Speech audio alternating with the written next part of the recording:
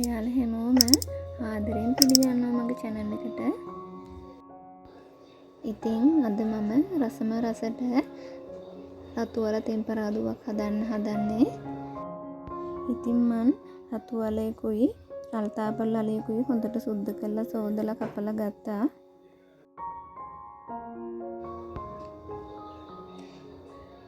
එකම විදිහට අලයි රතු වල ටිකයි කපලා ගත්තාම ලස්සනයි. ඒකට මම රතු ලුණු සුදු ලුණු අමු මිරිස් රම්ප කරපිංචා කුරුඳු පොතු කෑල්ලක් මිටි කිරි දිය කිරි ලෑස්ති කරගන්නවා.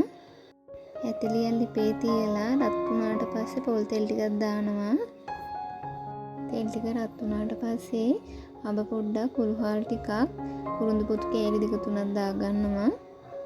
අබ ටික හොඳට පුපුරුණාට පස්සේ සුදු ලුණු රතු ලුණු කරපිංච එකතු කරලා සුදු ලුණු රන්වන් පාට වෙනකම් බෙද ගන්නවා.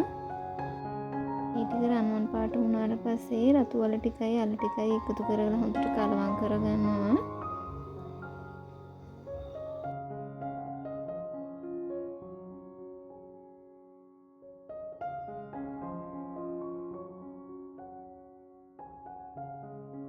ඊට පස්සේ ඒකට අමු තුන පහ ටිකක් මිරිස් කොඩු ටිකක් එකතු කරගන්නවා.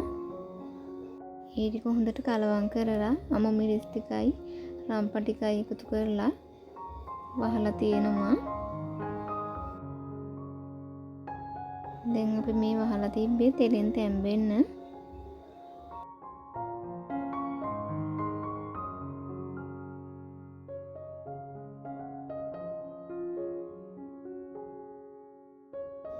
දැන් හොඳට තෙලෙන් තැඹුණාට පස්සේ ඒකට අපි ලුණු ටිකක් එකතු කරගන්නවා.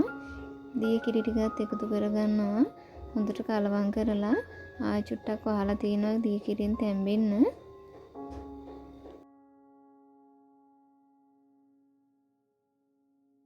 දිය කිරින් තැඹුණාට පස්සේ ඒ කිරි ටික හොඳට හිඳ ගන්න ඕනේ. ඊට පස්සේ අපි ඒකට මිටි කිරි ටික එකතු කරගන්නවා. මිටි කිරි ටික හොඳට උතුරවන්න තියන්න ඕනේ.